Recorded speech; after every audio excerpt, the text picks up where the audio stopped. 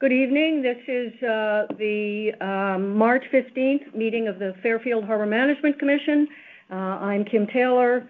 Here in the room with me at Town Hall, I have Don Hyman, Jack Hirschler, Jeff Warren, Jeff Stedman. On the phone, we have Eric Sunman and Doug Metchik, and we're hoping that Sam Cargill and Bill Perugini will join us shortly. Betty, I believe, will not be with us this afternoon. She will be doing the minutes from the recording. Do we have the harbor master present?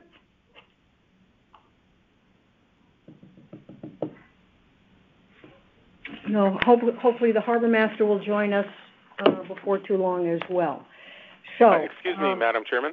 Yes? Chairman, this is Eric Sunman. How are you? I'm good, Eric. I spoke with Sam today, yeah. And he's in England, so he'll be returning later this week. So he wanted me to let you know that he is not going to be. Okay. Will you be making his reports? No. Did he talk to you? Okay. Okay. No, Thank you. Thank you for. Yeah. Go ahead. He just mentioned something to me about what he's working on, but I'll wait until that part of the meeting. Great. Okay, super. Thank you. Thank you. Yep. Okay, so this meeting is called to order at 4:35. We have a flag in the room, so let's pledge allegiance. I pledge allegiance to the flag of the United States of America and to the republic for which it stands, one nation, under God, indivisible, with liberty and justice for all. Okay, so the first item of business this afternoon, we have the minutes from the February 15, 2022 meeting that we need to approve. Can I have a motion to approve them? Jack has moved. Can I have a second? I second that. Don has second. All in favor? Aye. Great. Aye. Great. Okay. Thank you. Minutes approved as submitted. Moving right along to the chairman's report. The first item is the January 25 email from DEEP to the commission sending along the application for the COP for repairs to the seawall. It was on our agenda last month as well, and I mistakenly listed it as the actual COP itself. It was not then, it is not now. DEEP sent us, RACE sent us the application to DEEP for the repairs to the seawall. That application was embedded in the agenda for today so that everyone would have a chance to take a look at it. However, between the meeting of February 15 and this meeting, DEEP acted on that COP and has approved the country club's application. We were not officially notified by DEEP. I learned of that DEEP had approved the application because the harbor master was notified.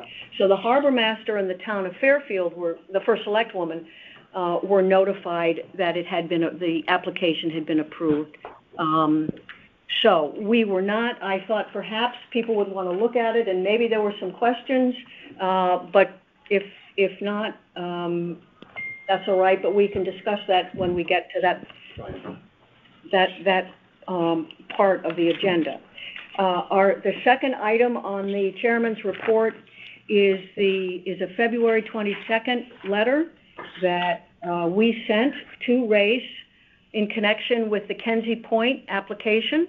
It outlined all of the questions and concerns that were raised at our January meeting, so that's what the second item is. On March 3rd, the harbor master and I met with several representatives of the U.S. Geological Survey in connection with the water quality buoy that's going to be placed just outside of the channel between buoys 9 and 11. In addition, I believe that Becky is on the phone with us today because we discussed a couple more water quality buoys that they intend to place at Pequot Yacht Club, and additionally the buoy that they're planning on placing in Sasko Brook underneath the bridge. And that we have more information about their program, and the buoys were distributed with the application, and we can discuss it when we get to that part of the agenda. And finally, yesterday, very important, we had a very good meeting, very important meeting, Jeff and I with the two representatives from DEEP who review applications in the southwestern part of Long Island Sound, and two folks from the Army Corps of Engineers who are working on the dredging project. This meeting Jeff has been trying to schedule this meeting for 2 years, but because of COVID, no one could travel, and you can imagine the rest.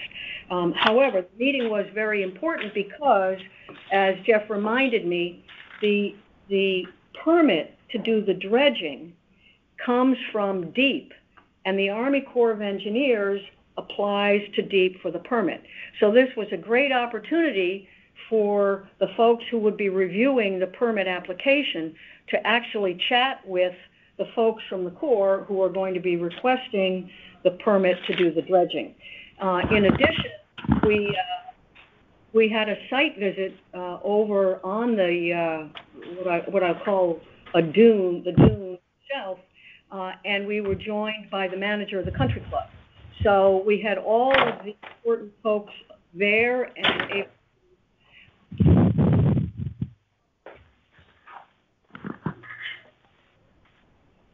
we had all the important folks who were to get together, and they had the opportunity to ask questions and see each other face to face, and actually stand on the stand, see where the dredging would be. I think it went very well, and again, we can discuss this in more detail under the sand management part of the item on the agenda. Are there any questions? Don. In the past, what has been the practice of the Commission in announcing events of this nature, in addition to their being reported in public records and minutes such as this? More specifically, has there been any activity in concert with the select person's office to make an announcement to the town that XYZ will be happening at ABC time or something like that? Purposely announce something? Well, I don't know that I'm not sure that this would have been the kind of meeting where we would want to have a big turnout. I'm thinking more ahead, when we know the date for when dredging would begin, when we know the date for when buoys would be seen in the channel to test for nitrogen. In my view, those are possibly public moments of interest that we could speak to in an educational way. That's why we have you on the commission. Thank you. We may very well want to, especially as we get closer to the summer, publicize the USGS efforts. And as you saw from the materials that they left with us, that particularly the larger one that was distributed, was embedded in the agenda right by the harbor master's discussion of the buoy. It's a program that the USGS is taking is comprehensive and very interesting. So and we can ask Brittany if they've done any sizing of that, but up to now, no, we have not done. We have not done much publicity. We can come back to that, but I think it's a selective strategic time. It's an opportunity. Great idea. Thank you. And And please feel free to remind us of that when we get opportunities, because most of us are not public relations, don't think that way. So that would be a great assistance to all of us. Any other questions from commissioners, the public? Okay, hearing no questions, the Harbor Master report. Mr. LeClaire. Thank you, Mrs. Chairman. Madam Chairman, it's Brian LeClaire, Harbor Master. I will give you a brief report. We have been busy with the mooring renewals, both of the moorings as well as the wait list. As of this last evening, early this morning, we have, of course, you know, there's 82 moorings available, exclusive of the North Anchorage. 65 of them are fully approved, 11 partially approved. We're waiting for some additional documentation to come in, a few updated registrations, and some safe boating certificates. Of course, they're not; these boats will not be issued their mooring stickers and will not be allowed in the harbor unless they have all their paperwork in. I expect the rest of it to be completed within a few weeks here. We have 6 vacancies. 1 at Perry's Green, 2 helixes, 2 at the south wall, and 1 at the west wall. That said, we, as you know, have to relocate. I'm relocating SWOO and SW01 because they're encroaching into the channel. So that leaves 4 spots available. We have 2 commercial fishermen and 1 riparian owner looking for spots. One of those commercial fishermen I spoke today, who also happens to be at the top of our list on a time basis without regard to the commercial fishing, is declining and coming off the list. He's happier at the dock where his vessel is currently located. The good news is I think we will be able to accommodate 2 very large sailboats, perhaps, in this year, a 42-footer and perhaps a 43-footer. So we're looking to make those as well as the commercial fishing boat and the riparian boat. So the pieces are starting to fit in. I have a preliminary idea how to do this, which I'm having Travis and Jeff from the Yacht Club review since they installed the moorings. And we'll be coordinating that over the next week or so to finalize it. I alerted everyone who may be getting a mooring that they may get a phone call from us this year or an email from us so that they, if they can delay committing where they are right now, that would be to their benefit. In addition, we sent out to all of the wait list and current mooring permit holders Jeff's excellent presentation talking about the history of the harbor and the dredging. I did get some positive comments, and thanks for sending that out to keep people in the loop. To follow up with a comment that was just made about public notification, I had planned on sending another email out to everyone in the harbor once the USGS deploys that buoy structure, the monitoring structure, letting them know what it is, how it's going to be illuminated, and exactly where it is geographically, just to give them some information. Also sending them the link to the live feed so particularly the fishermen can track the water temperature data in real time from that buoy. The chairman indicated we did have a meeting with Brittany, Jeff, the chairman, and Mr. Enborg, and Travis Herman back 2 weeks ago, talking about not only the buoy structure, but also additional monitoring on both the Pequot Yacht Club dock and the Pequot Avenue Bridge. About 10 days ago, I was out at the Yacht Club with Travis, and I did an inspection of the moorings. As you know, they pulled the North Anchorage moorings this year. We're on a 3-year inspection and cycle. And I took a look at all the moorings, chains, buoys, pendants. They flagged the ones they plan on replacing. I'll be back out there again probably this weekend looking at some additional lines. Everything's in order for my inspection for those. So That's a brief report from the Harbor Master, Madam Chairman. Thank you. Do you have any questions? Any questions for the Harbor Master?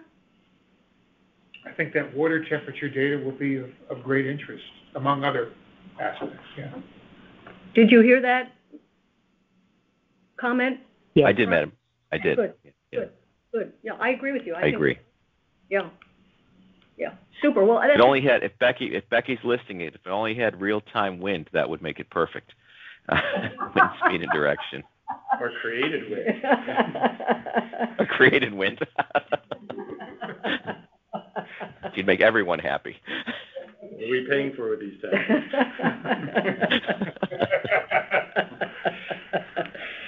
So, any questions, comments for the Harbor Master? Okay. If I might, Brittany Becky, who is with the U.S. Geological Survey, is on the phone, I believe, with us. And she has a commitment later on this evening, so I offered her the opportunity to describe their project, to move her up on the agenda so that she could have some time to describe what it is the USGS is up to and maybe answer your questions. If that's all right with everyone, I think that's what I would offer to do. Brittany, are you there? Hi, yes, this is Brittany with USGS. Thank you very much for inviting me to the meeting and allowing me to talk about the efforts that USGS is doing in the Southport Harbor. And just to provide, I think there is a handout that does have some information. I'm more than happy to share that to the rest of the group as well if anyone did not receive that. But we are working on a 3-year water quality data collection effort, and that began in May of 2021. The state of Connecticut is continuing progress on its second-generation nitrogen strategy, and this is involving prioritization of embayments in Connecticut, and USGS is going to be monitoring 4 of the embayments. We started with the Mystic and the Norwalk last year in May of 2021. And those are going to run until 2023. And so each embayment is going to be monitored for 2 years. So our plans are to start on the Saugatuck and the Southport embayment in 2022. We're hoping to start in April of 2022, and that will run until March of 2024. And this effort is going to support the development of nutrient models for each embayment, which will build off of our existing long-term ambient water quality monitoring network that is currently operated by USGS and Connecticut Deep. And we are planning to monitor a few locations in the Southport Harbor. We're really looking at the mouth of the Southport Harbor where the Buoy location has been proposed, and then as far up as the Pequot Avenue for continuous monitoring. We will be collecting discrete water quality samples, and those will be collected bi-monthly in the first year from May through October, and then monthly samples for the remainder of the year. So these will be yearly samples and water quality monitoring that we'll be doing. And the discrete samples are going to be analyzed for nutrients, carbon, total suspended solids, silica, chlorophyll, and biological oxygen demand. We're also hoping to deploy continuous monitors as well, top and bottom monitors in the lower and upper portion, and that's where the discussion with the buoy has been going on. We've been working with the Harbor Master and the Coast Guard on permits to deploy the buoy in the mouth, and then also working with the Pequot Yacht Club to deploy top and bottom monitors as well as velocity uplookers as well. So we're collecting water quality data, but also hydrologic data to help us understand how the water quality is affected by the tidal cycles as well. And so we're hoping to deploy a monitor at the mouth of Sasko Creek too, because we're looking at the Sasko Mill River complex in the Southport embayment. So we think that it's really important that we capture the water quality as the Southport embayment as well. And we're hoping to deploy the monitor underneath the Pequot Avenue Bridge It's going to be logging internally, so we don't need to deploy any equipment on the actual bridge itself. Hopefully it can be hidden. And the continuous water quality parameters that we're looking to collect is water temperature, specific conductance, salinity, dissolved oxygen, turbidity, and chlorophyll. And we also have a long-term monitoring of the Sasko Brook up near the Hulls Farm Road, and that's been, we've been collecting discrete water quality samples there for, I would say, probably 10 to 20 years, if not longer, at that site as well. So this will be a nice continuation from off of our long-term ambient water quality network, and now we're kind of seeing how the embayments are interacting. And that is, I think that's basically it with as far as just kind of providing a background and the scope of work that we're looking to do. And I'm happy to answer any questions. Thank you, Brittany. Any questions, folks? We've got Don, yes? Yeah, this is Don Hyman, Brittany, and I don't know if you heard earlier, but in my position on the commission, I'm going to be making some suggestions from time to time on communication, external communication that we can do that will improve the visibility of the commission and educate the public more on our role and so forth. And this program is one of the things that's of keen interest to me. As you well know, all of us who live along the shoreline are becoming more aware of the implications of excess nitrogen in upstream water, the implications for that on water quality and sound. Many organizations have been teaching and educating on that subject. So the fact that in our harbor and in our management area, we're going to be a part of the scientific process to kind of learn more about that and talk more about that is of great interest to me, and is an opportunity for us to perhaps be part of that conversation in a public way and position our commission as it is, as a responsible observer and participant in this overall process. So my question to you is, and it's first as a comment, I think we'd like to kind of collaborate on any external publicity that you have in mind. Certainly the U.S. Geological Survey knows how to do all these kinds of things and does these things. As an aside, I might add, I have a personal interest. My daughter is a hydrologist and has educated me along the way on everything you're talking about. And I helped her do research on her PhD project, and it was really eye-opening for me. So I have a personal interest, and I guess a commissioner's interest in what you're doing. And you mentioned a handout. I'm holding one document, but now Kim is giving me another one with your card on it, and I would like to make a copy of that. That would be useful to me in any writing I might do in the future on this. So Brittany, what we're referring to is the 2-page handout that you sent to me recently with the pictures of what the monitoring equipment was going to look like, as well as the 4-page double-sided handout that you gave to me and to Brian at our meeting a couple of weeks ago. And both have been embedded in one is embedded in the agenda, and one was distributed individually. So we're covered. We've got, okay, good. If there's anything else that you would like to provide us with, that might be useful. Oh, great. Yes. And yeah. Are there any, as this project gets underway, as buoys appear, as people on boats may notice them and wonder what they're about, was it the USGS intent to make any announcement on that, or is that something that we could do locally here to explain the presence of a new buoy in town? No pun intended. Absolutely. No, thank you, Don. That's a really good point, and I am very happy to hear of all the interest and excitement for this. USGS, we absolutely, outreach is a huge component. Making the public aware of the data that we're collecting and having it be readily available is a really big, important factor with this. And we will continue to work towards that as we start to build these locations. Right now, I do have what we're calling a project page, and it basically is just like a visual page for the public to access that contains information on the scope of work that we're doing, and then also links to the data that can bring them to our national web of our real-time data. So it's an easy way for the public to be able to access that information.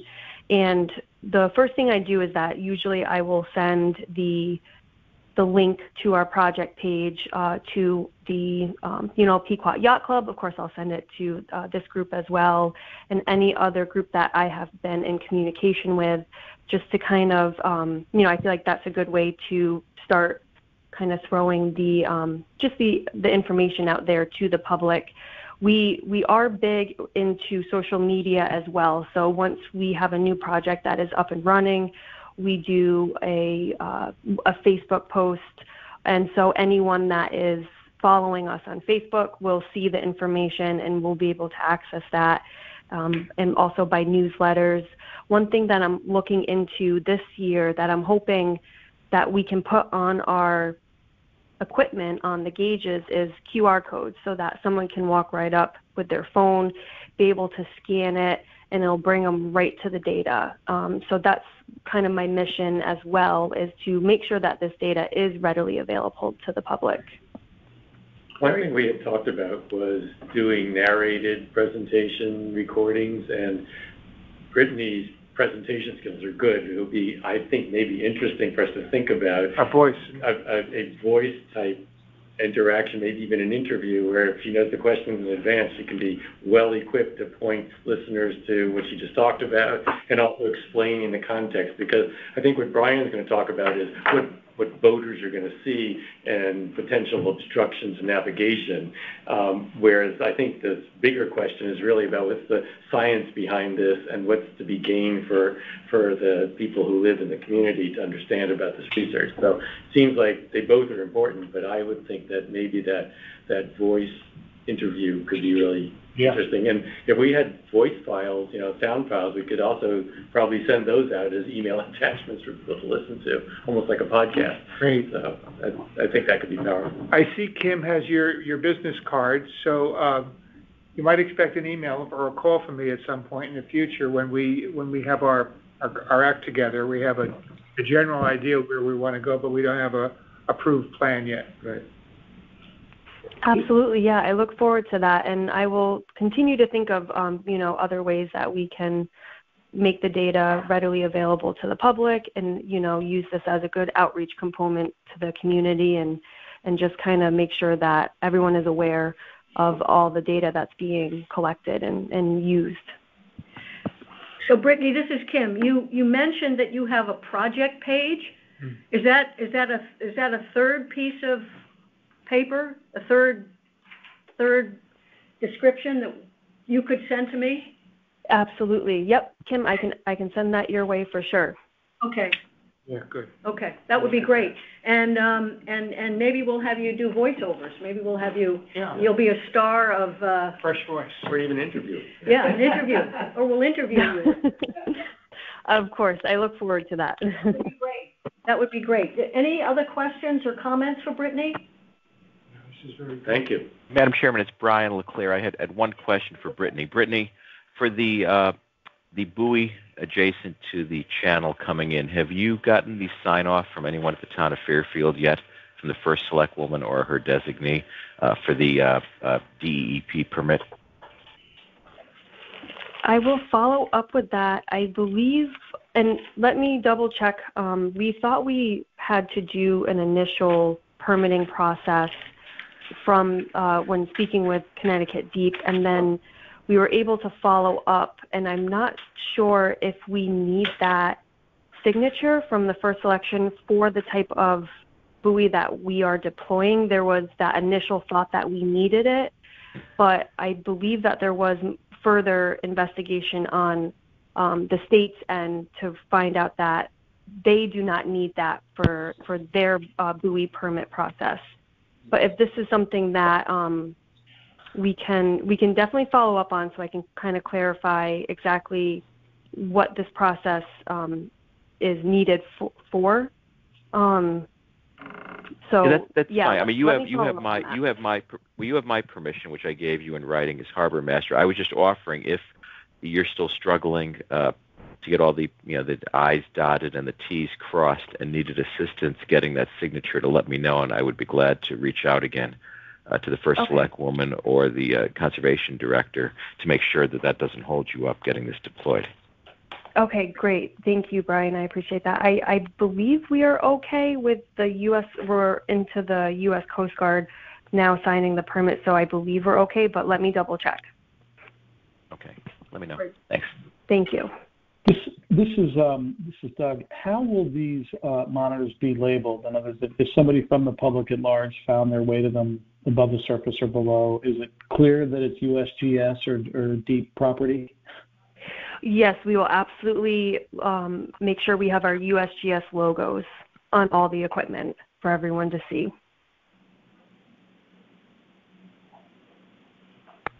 Thanks. Yep. Any other questions for Brittany? Any comments? Super. Brittany, thank you so much for attending. Please stay in touch. Awesome. Great. Thank you, everyone, for your time, and I look forward to working with everyone.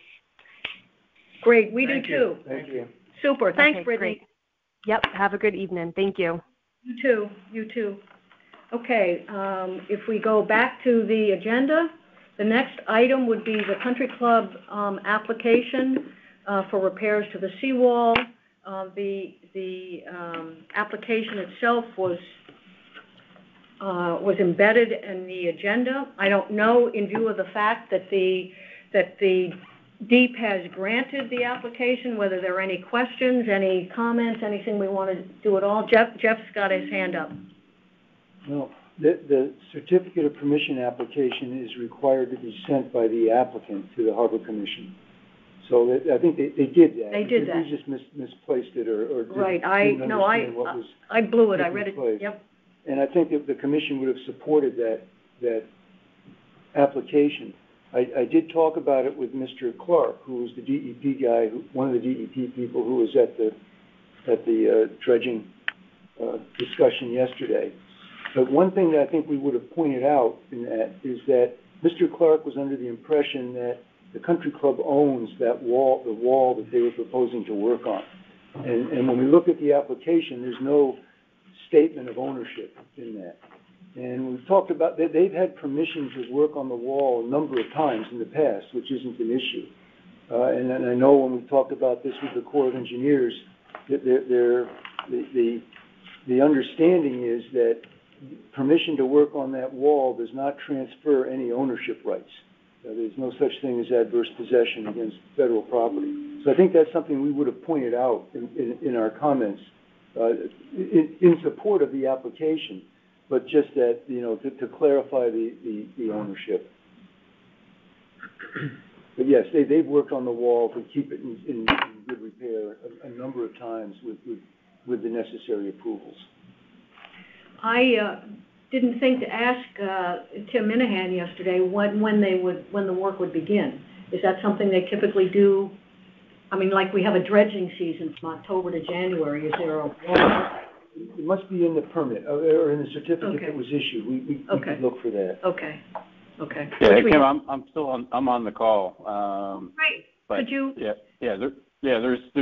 I mean, we don't have anything scheduled at this point. We were, we do this work probably every couple of years. Right. There's nothing anticipated this year, but I believe it's a 5-year authority. We were just basically renewing the permit so that, in the event something were to happen, where we needed to make an urgent repair, we were permitted to do so. Otherwise, this work generally takes place in the wintertime. And, there may be some repairs done next winter, but nothing is currently contracted. Okay, great. Jeff? The other thing we might do, this isn't specific to the country club's proposal, but talk with Mr. Clark about in the future, since there are there's no requirement for DEP to wait until they get a comment from the Harbor Commission on certificates of permission. But we might want to try to reach an agreement with him, as other towns have, that if he's about to issue, or whomever at DEP is about to issue an approval, that they would check with the Harbor Commission just to make sure that the commission doesn't have any comments. And I think we could work out an agreement of that sort.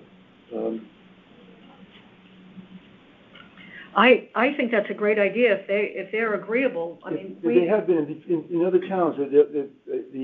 Because they have a specific person assigned to each town for permit review. At least they have until maybe they get all their anticipated retirements this summer.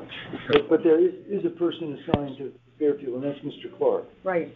So I think we could talk with him about that. Well, I mean, certainly in this case, the country club is doing everybody in the harbor a service by repairing that wall and keeping it in good shape. So we probably wouldn't have had too many comments, except maybe to ask when the work was going to be done. Yeah. But certainly, if DEP has got other projects that they're considering and we don't know about it, I mean, we did get the application, but then the final permit was sent to the first selectwoman and the harbor master. So a little bit of missing information there. But I think that's a good idea, Jeff.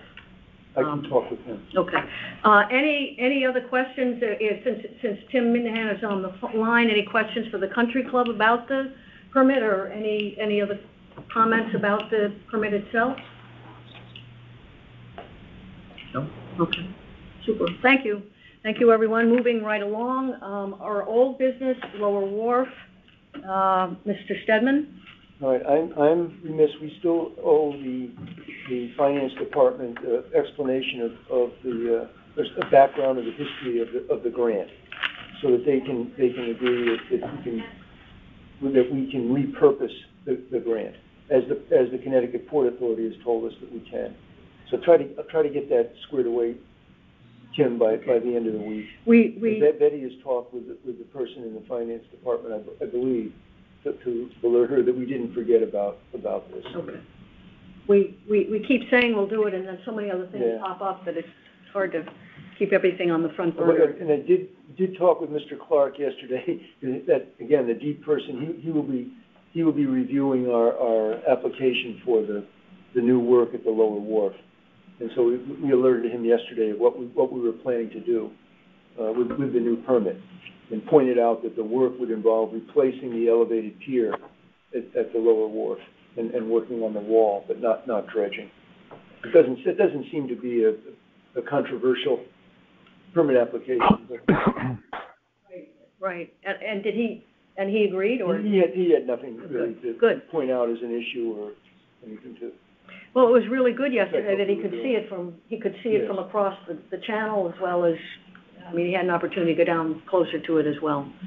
So, okay, any questions for Jeff about Lower Wharf projects? When might that take place, that work? Do we have any idea? Certainly not this year, because we still have to prepare the permit application, and then there's a period of time to review. So our hope would be to have it next year, I believe. Unless something unusual. I don't know if Race is on the phone, anyone from Race, to talk about the timing and whether this requires time of year restrictions to replace that elevated pier. But that's another example of it's a very conspicuous place in town. Right. Yes. Absolutely. Thousands of people look at it, yes. Literally. Well, we can talk about it. In our survey last summer, accomplishment for the public. Right. Yes. In our survey last summer, there were several comments about the bad, getting worse condition of the Lower Wharf wall and the Perry Green bulkhead. And certainly the Perry Green bulkhead, I mean, that is going to be fixed with the federal money. And part of our meeting yesterday was with the engineering department, and they were down there taking a look at. So there's lots of wall work, public wall work that's being planned. And the Lower Wharf will include not only the wall, hopefully not only the wall, but the wharf itself will be fixed up. So we don't have absolutely. to keep it a secret. We can. No, there's no exactly. But we don't have the permit yet, so right. you know that's really we've got visions, but we don't have the permission. And we're also waiting for information from the town attorney concerning the Harbor Commission's responsibility for the property that is just adjacent to the lower wharf, to the north, the beach property, the little beach property. Oh, yeah. It was the dog walking beach. Yes, and there's also been some questions that we received about the vegetation that's been planted on the adjoining property, and whether that's consistent with what was approved or not approved by the Historic District Commission. Right. So anyway, those are outstanding inquiries to the town attorney's office. Any other comments, questions about the Lower Wharf project? Okay, moving along to sand management. Jeff, I don't know if I just did a real quick and dirty summary of what happened yesterday, but I don't know if you have. I'm sure you have other comments and other observations for the commissioners. Well, at the risk of talking too much in the meeting, but we had a very good discussion. But there are some things that came up that we have to address. And interestingly, I don't believe Mr. Clark had been to Southport previously, and so there's a good part of background work that has to be done, and also the Corps of Engineers environmental person. I don't think it had been here before, and he attended. So we talked about the background of the project and the purpose of the project. And one issue that did come up is DEEP's interest in having sand that's dredged be used for beach nourishment. And that's an issue because we had planned this project with the understanding that the sand would be placed offshore and used for enhancement of shellfish, bottom habitat for shellfish. So if we're going to switch over, it changes the scope of the project. But that doesn't mean in the future some of the sand could not be used for beach nourishment.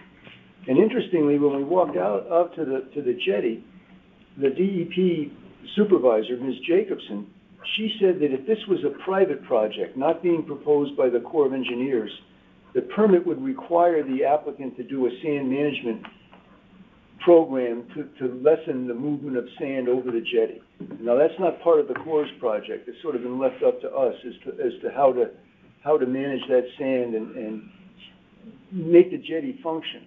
Now there was some interesting comments made by the manager of the country club that the country club could potentially use some of the material on its own property, and then that raises the question of can federal money be used to benefit a private entity, but if the sand was just left there and the club then put it to use.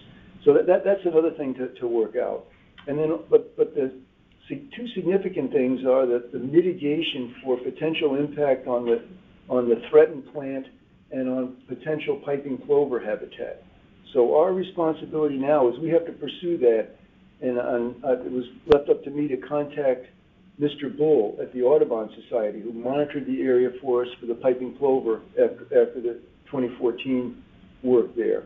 And because we need to identify on the sandbar where is piping plover habitat, and then compare that to the Corps' dredging plan, how much would be affected, and then how do we mitigate that, and then what do we do about any impact on the plants themselves?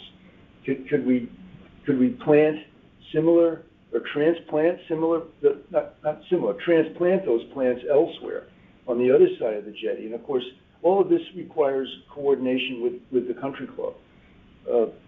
Also talked about the equipment. In addition to the dredge vessel that the Corps of Engineers would bring in, they need to bring in their own excavating equipment to load sand into that dredge, and that's for the purpose of being more precise with the creation of the side slope. And so we have to talk about how that equipment would get access to the harbor. And I know I talked with the Corps' project manager on her way home yesterday, and she remarked that that entrance road from Sasko Hill Road is not conducive to having a trailer with excavating equipment on it come in. So there's a lot of things to work out. But our task now is to work with the botanist that has helped us before and Mr. Bull from the Audubon Society to identify the grasses and the piping plover habitat. And I did talk before the meeting with Mr. Bishop, the conservation director, and told him we need to interact with him as well, and the Shellfish Commission, which had agreed to our plan for the offshore dispersal of the material. So I don't know if there was other things that we had talked about. Probably there are, but those are the main things. And the Corps also, engineers is also going to look for the past sediment tests for the main part of the harbor, because the contamination that was found coming out of Horse Tavern Creek may affect the bulkhead plans for the town's replacement of that bulkhead. And then they're going to provide us more specifics on the type of upland excavating equipment that would be used. And that's something that the club had asked us to provide to them. And then there's the issue of the agreements that need to be entered into between the Corps of Engineers and the country club for maintenance of their structures. And so that the federal government will require some sort of easement, I believe. But that's to be worked out by the Corps' real estate section. So there's a number of things that Well, the good news is that we have time, because the project manager told me that unfortunately the Currituck is in dry dock, and it would not be possible to do the dredging before, not this coming dredging season, but so October of 2023. Yes, and the other good thing is that we have federal money out. The federal money is allocated specifically for this project, so that's the what do you want to call it? The impetus for the Corps to be successful in doing their job and spending using the allocated federal funds. So that's mine. Any questions, comments from anyone? Don? Okay. Questions, concerns, thoughts? Okay. Well, we'll get on our jobs and we'll stay in touch. But it was a very good meeting, very important meeting. Mooring Committee, Mr. Hirschler. Yes, the Mooring Committee met last week on March 8th. Attending were Kim and me, Bill Gardini, Jeff Edmonds, and Harbor Master Leclerc, and former Harbor Master Pat Carroll representing the public as well.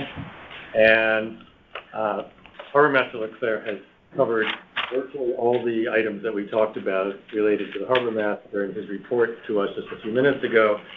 There was one other item we spent a fair bit of time talking about, and I would like to report on that tonight. There had been a discussion at the time that we were seeking candidates for the new Harbor Master role late last summer and into the fall about whether we should also be seeking a deputy Harbor Master. What we learned in the course of having no Harbor Master for a period of months is that by law, there are pretty strict limits in terms of what members of a Harbor Management Commission can do versus what a Harbor Master can do.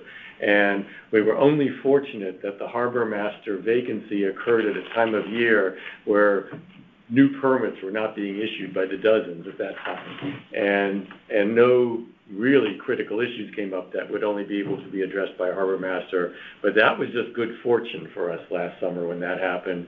And in order to avoid that, or to prevent that possibility from occurring, the naming of a deputy Harbor Master by the governor from names provided by the Harbor Management Commission would prevent that from happening. A deputy can fill in and perform all the responsibilities of a Harbor Master if, God forbid, something happened to our Harbor Master.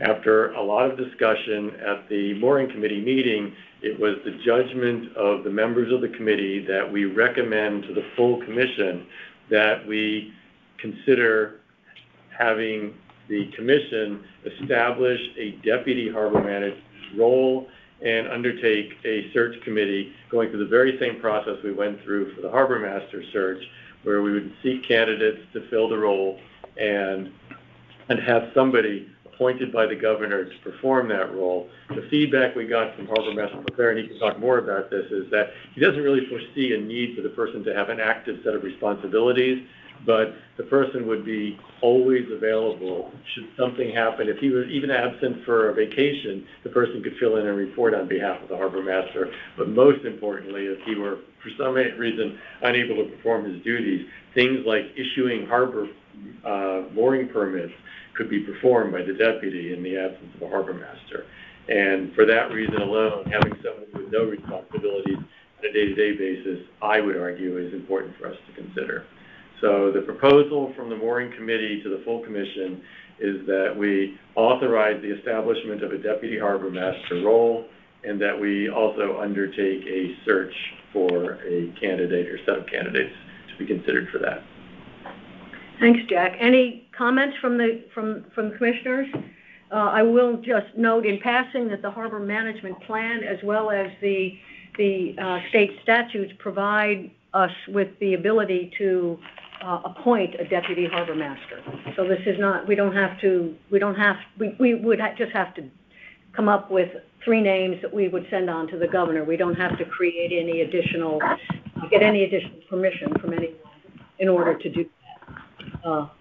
Don? A question. It certainly sounds like a reasonable thing to look into. I'm not familiar with how the harbor master is compensated or how a deputy might be compensated. I know it's not a lavish amount of money, but there's some money involved. I don't know where it comes from or how it's... There's a de minimis stipend from the state of Connecticut. In the case of the harbor master, who performs all of these administrative responsibilities and oversight and policing of the harbor, the town provides additional funds to support the harbor master. Even with that, it's not a full-time role and full-time compensation. We talked a little bit about the deputy role, especially considering the fact that the harbor master doesn't foresee this person performing any function other than filling the role on a day-in, day-out basis. We were thinking that the state stipend should be sufficient for the person doing that, and no additional monies from our harbor management 102 account would need to be expended for this. That was our recommendation.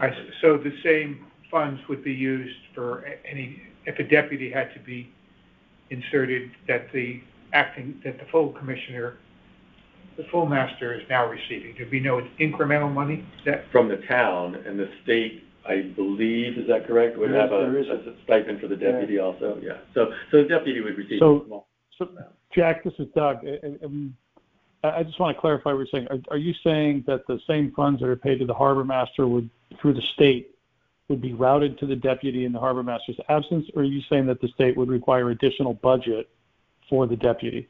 I don't know that they require additional budget. I think the state has the ability to pay a deputy harbor master and a harbor master. In our case, we're only expending the monies for the harbor master because we don't have a deputy harbor master. But as Kim points out, many other towns with harbor masters also have deputy harbor masters today. Yeah, my only comment is that I recognize that the money is an honorarium and a small amount, but it just should be considered and the source of it, not surprise anybody down the road, and all that. It might be considered in addition to any job description that is developed. Yeah, I think when we did the interviewing, I was on that committee as we were searching for folks, and we went to pains to make clear to the candidates that this was more a community service role than it was the compensation being a driver of the role.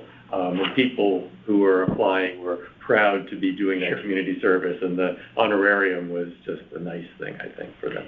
And as a matter, as the money that comes from the town is part of our town budget request.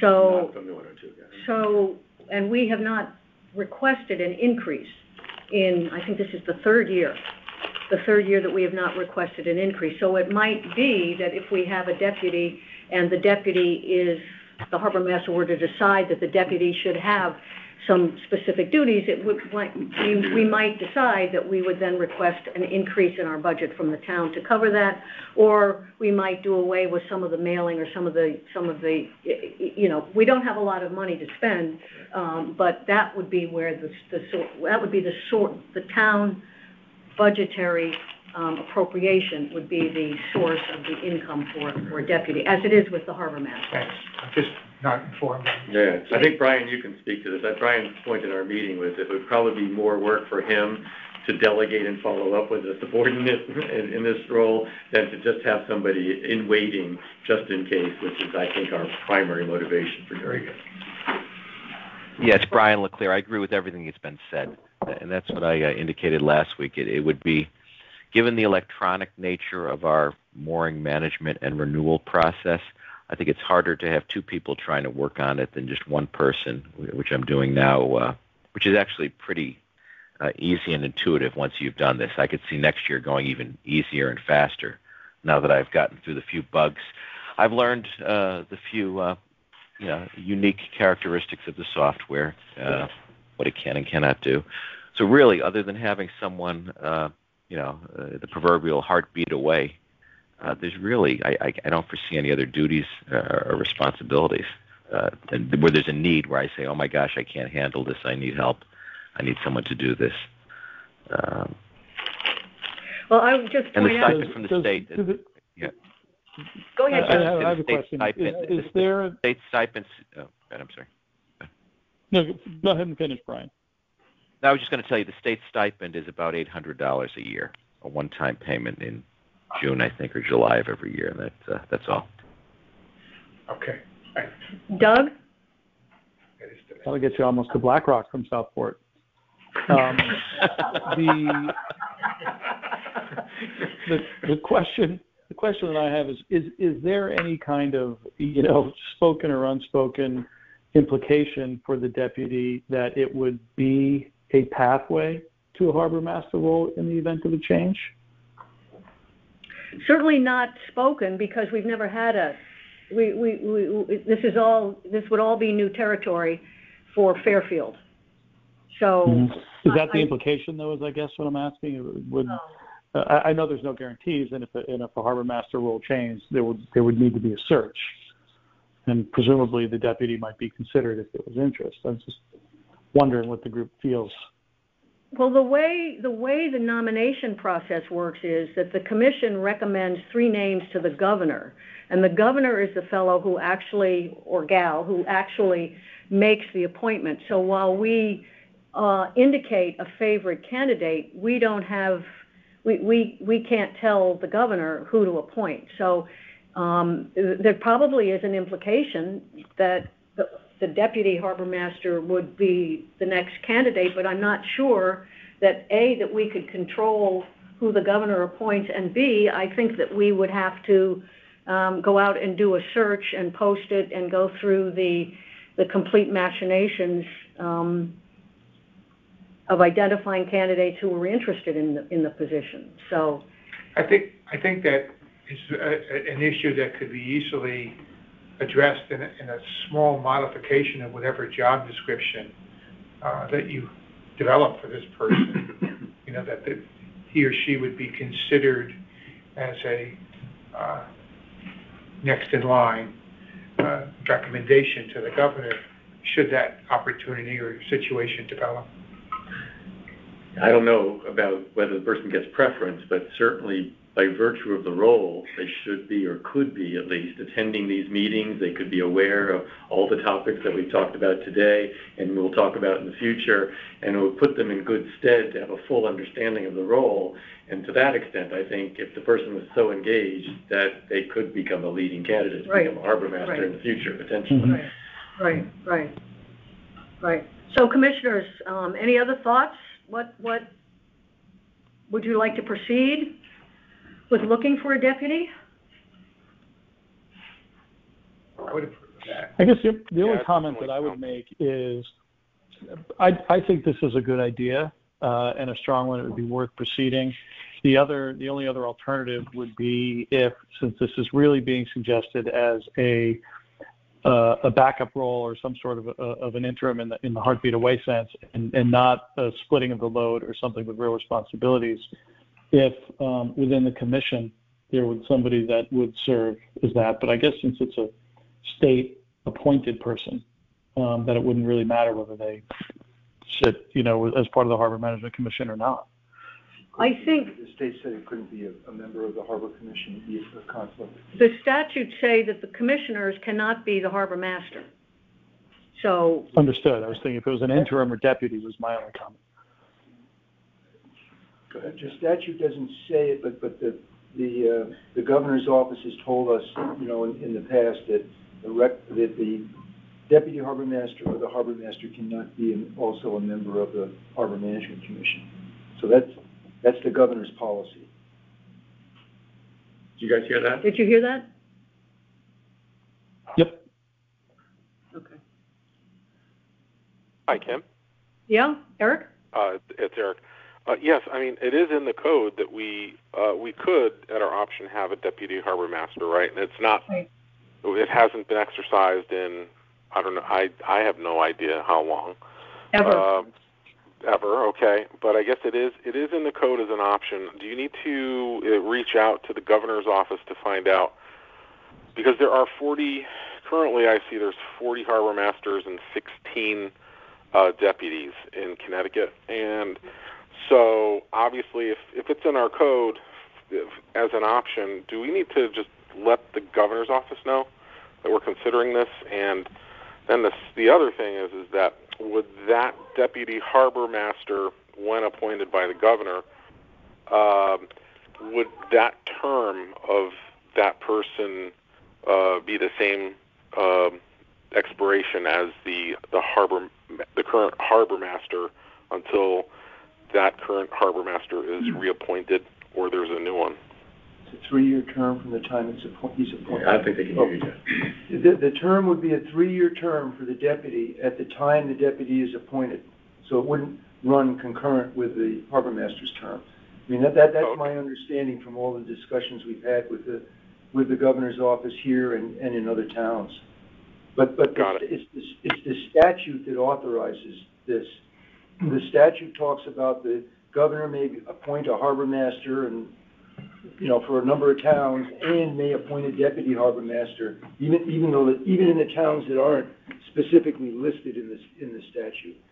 It's 15-1 is the authorization. Would there be a formal letter then to the governor's office to indicate that we'd be interested in having one and doing a search for a recommendation?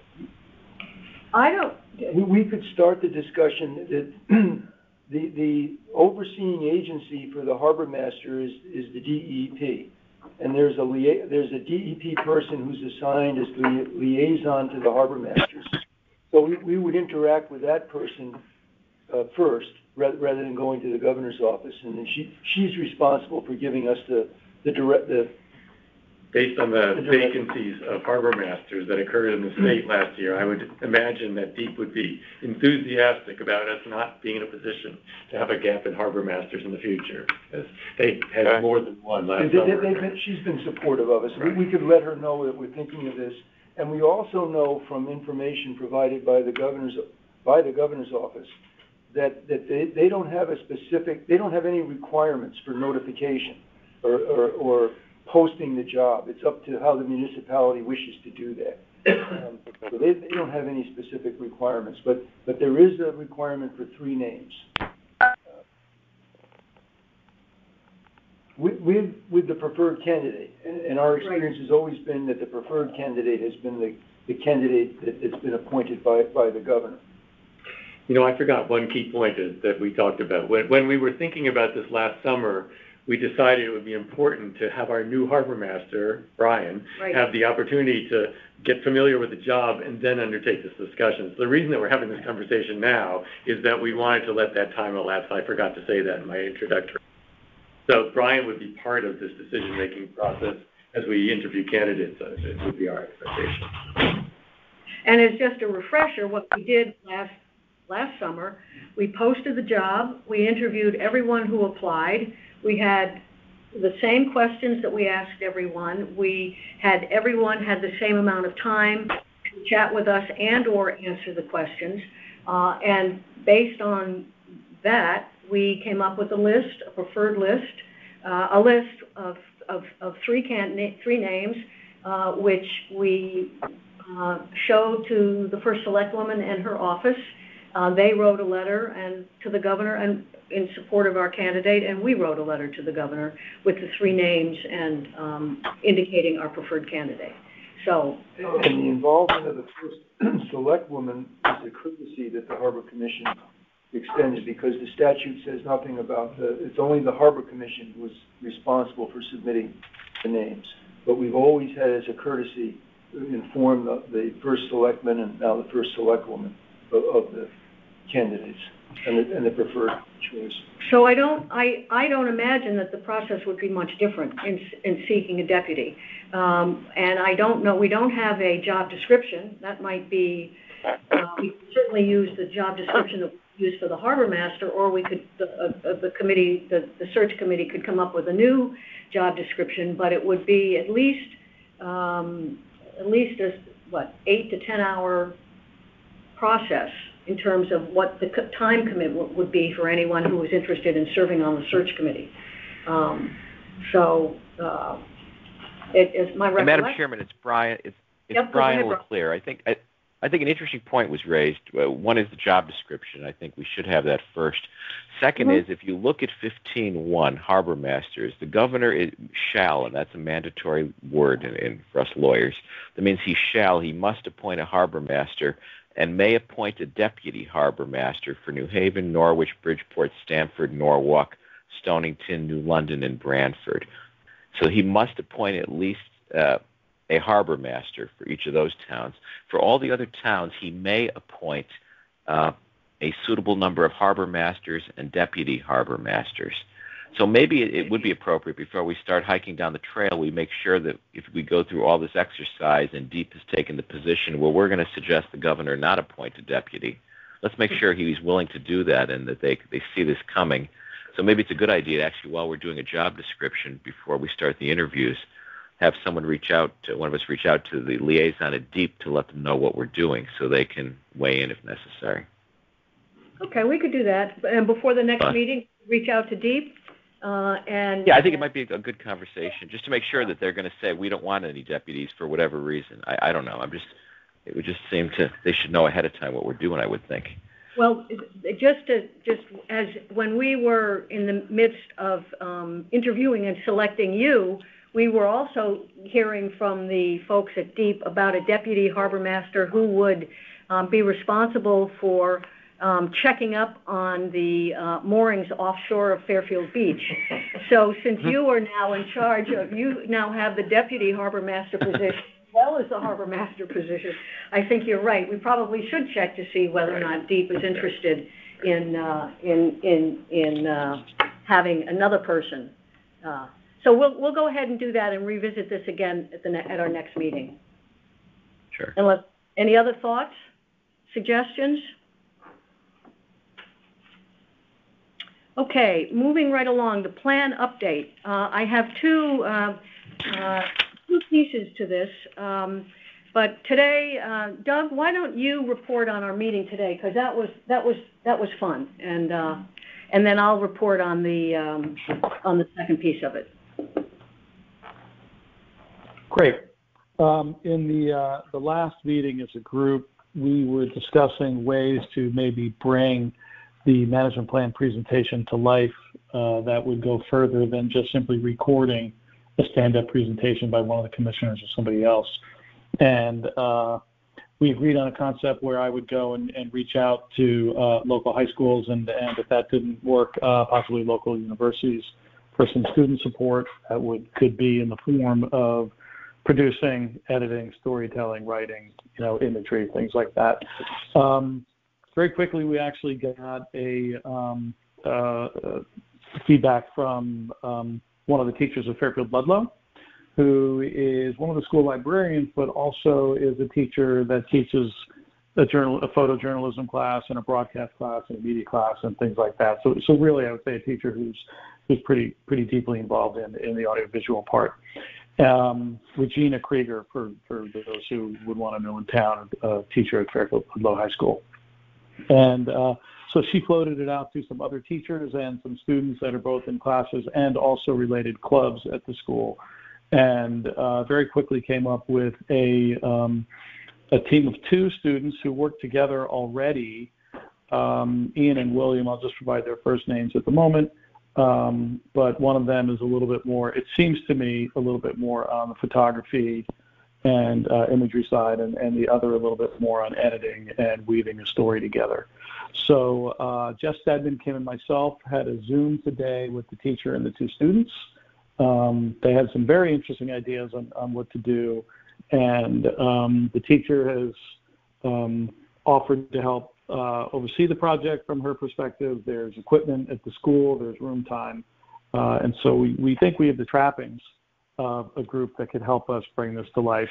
I think the hardest part for us may be how to work with them to coax the deliverable that we see in mind, and also some of the creative ideas that they want to bring to the table. But such is the case when you get into producing video, right? So I thought it was very positive. Jeff, Kim, and I have not debriefed since the meeting, but the other thing that I'll say is it seemed to be that they would be able to meet our timeline of having something done for or during summer of this year. Great, thanks, Doug. I thought it was a great meeting and lots of possibilities going forward. Jeff, you? Well, I completely agree. And I made the joke that in the morning I participated in an evidentiary hearing involving the Connecticut DOT and the DEP, and it made me want to, bang my head against the wall. And then when we had the nice discussion with the high school students, it was a welcome or nice experience. And we also talked about having the students and the teacher perhaps come to the town hall, and then we would review the presentation on the big screen here, and so that they would get a sense, of what our thoughts are, and that this anyway, it's a very good opportunity, I think. Great. I was, as you may recall, I was a little nervous that the timing for this might not work out because of competing events for the students, but I'm delighted to hear that there's interest and that we can proceed exploring this. That's great. Right, and we said summer and they said summer, so summer. Yeah, we. At some point, you might want to take them not only to see your presentation, but some kind of a little walk around, because it's one thing seeing pictures, but understanding what's where and so forth, I think could be helpful. Good idea. Or a cruise around. Or whatever. Good idea. Any other comments, questions, thoughts? Thanks, Doug. That was really good. So the second part of the plan update activity at our meeting a week ago, on the 4th of March, was that we discussed the Commission's responsibility for doing consistency reviews. And embedded in the agenda was I asked Betty to include again the Cohen v. State of Connecticut, which we've talked about several times here since the decision was issued last January. And basically the decision diminishes the authority of the commissions when it comes to doing its consistency reviews. And so when that decision came out in January, in February of 2021, this commission made a motion, approved a motion that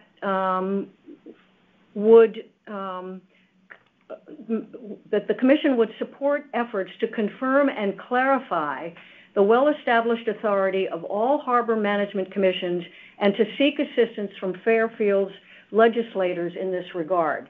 Now, Jeff and I have met with Kristen McCarthy-Vecchi. I know that Sam Cargill has met with Laura Devlin, and Jeff has been working with the Harbor Management Commission Association and has put together a draft of proposal, a draft discussion and proposal for some legislative changes that would, in effect, restore the authority of the commissions in the face of the Cohen decision. So I've included, for your edification, the Cohen decision, the draft proposal that the Harbor Management Association is working on that Jeff has provided to us. And so in the plan update committee meeting, we discussed whether or not it was appropriate, since the Cohen decision has been appealed. There's been no decision by the appellate court. There's been no action by the legislature. So we have a decision by the court that has diminished the Harbor Management Commission authority, and we have the statutes that create the Harbor Management Commission, as well as our own harbor management plan, that in effect at this point conflict. And so the question before the plan update committee was whether or not we continue to cite the statutory language in the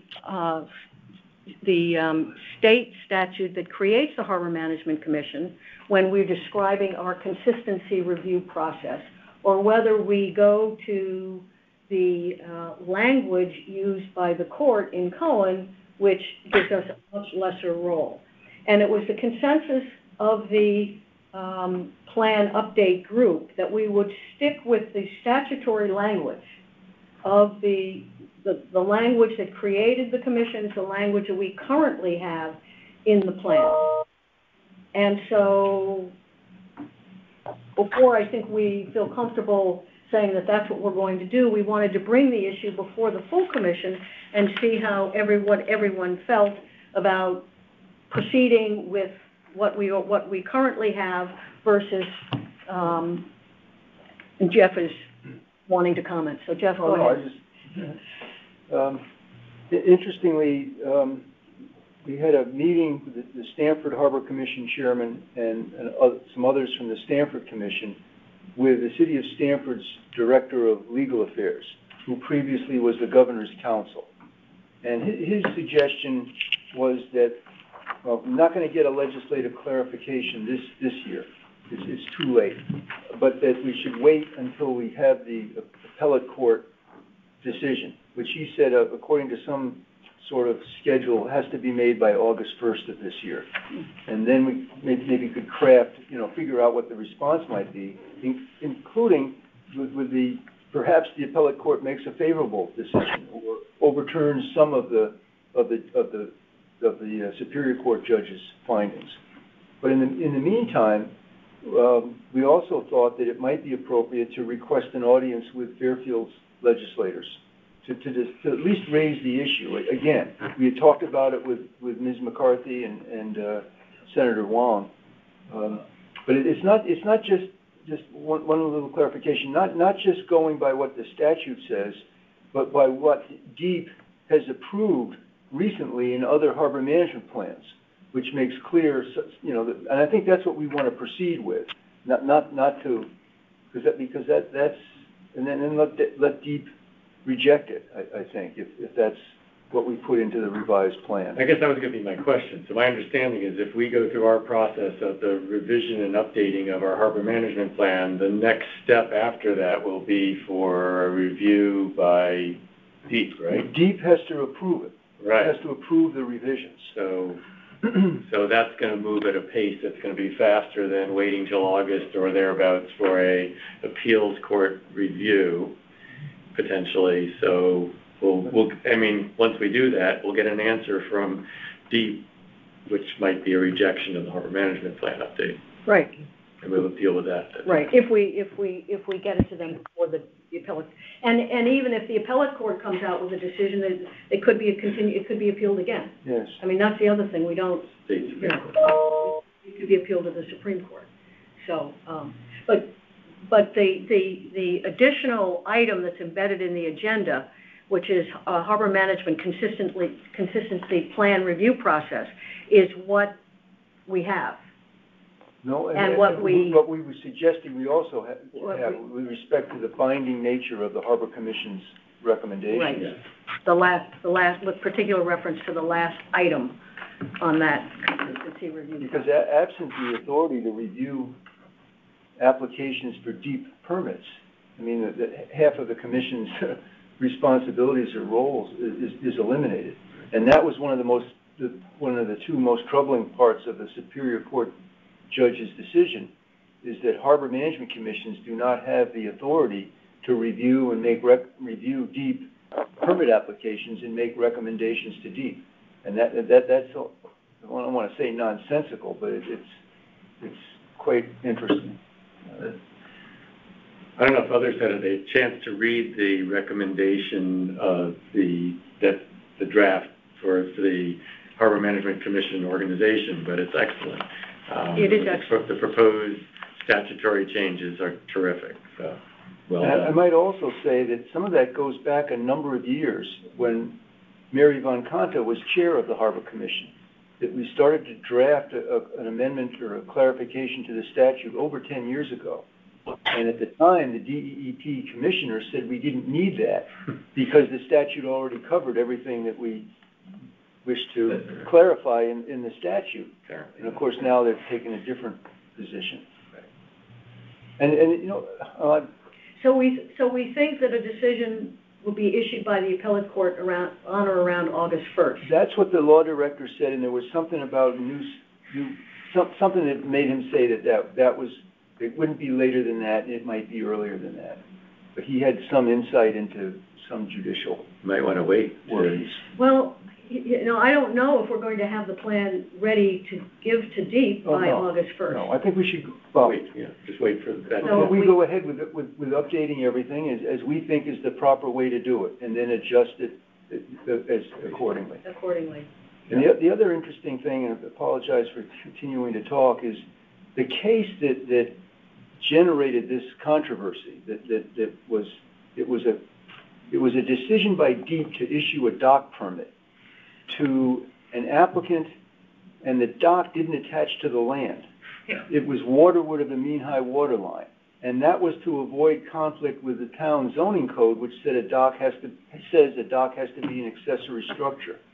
So this particular site was too small to have a main building, so the dock was not attached to the land. It began in the marsh, a little bit offshore. And the Harbor Commission asked, what is the DEEP policy for approving such a dock? And DEEP didn't respond.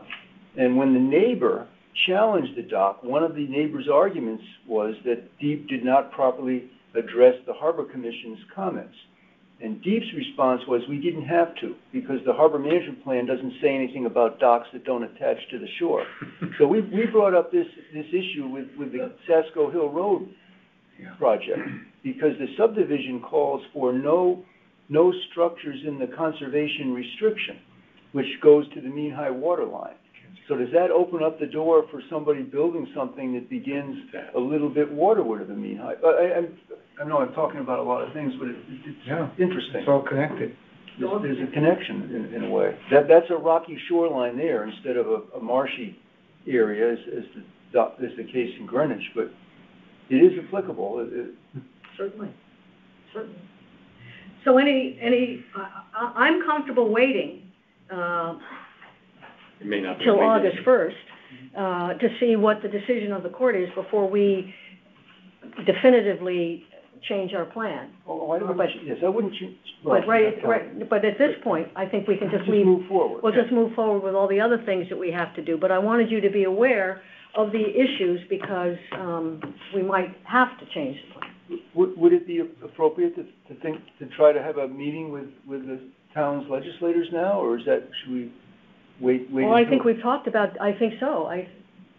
To alert them, because at one time Ms. McCarthy, or Representative McCarthy, had mentioned that we might want to discuss this before a group called the Long Island Sound Caucus, which is a group of legislators from. I guess it's an informal group of legislators from the coastal towns, and whether she thinks it's appropriate to bring this up now, or maybe that should await the appellate court. But also Senator Wong said that he would be interested in talking with us about this.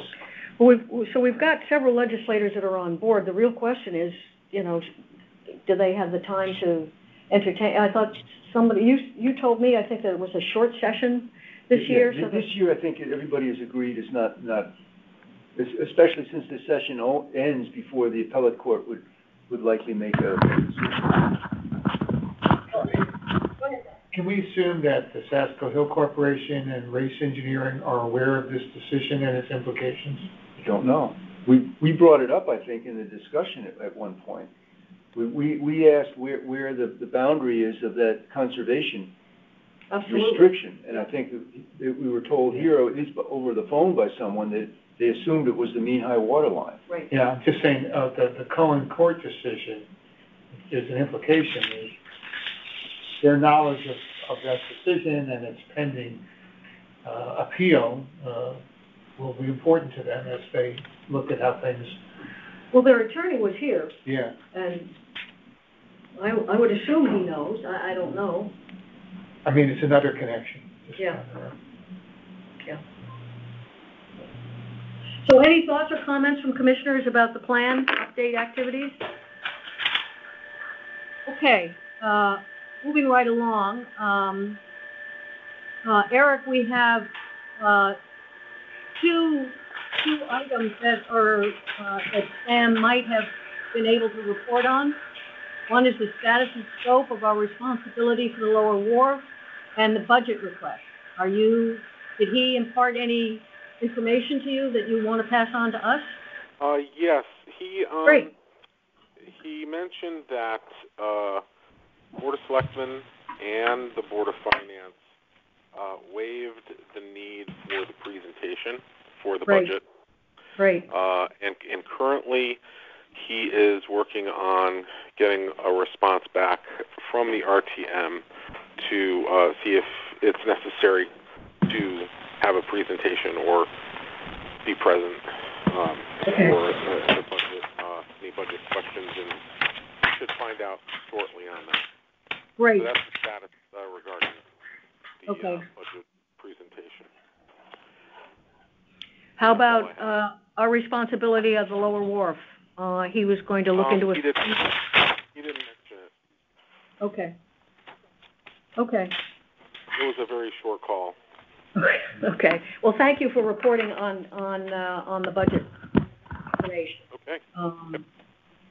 As I mentioned earlier, we've requested no additional funds from the town this year, so that may play a role in why they don't need to hear from us.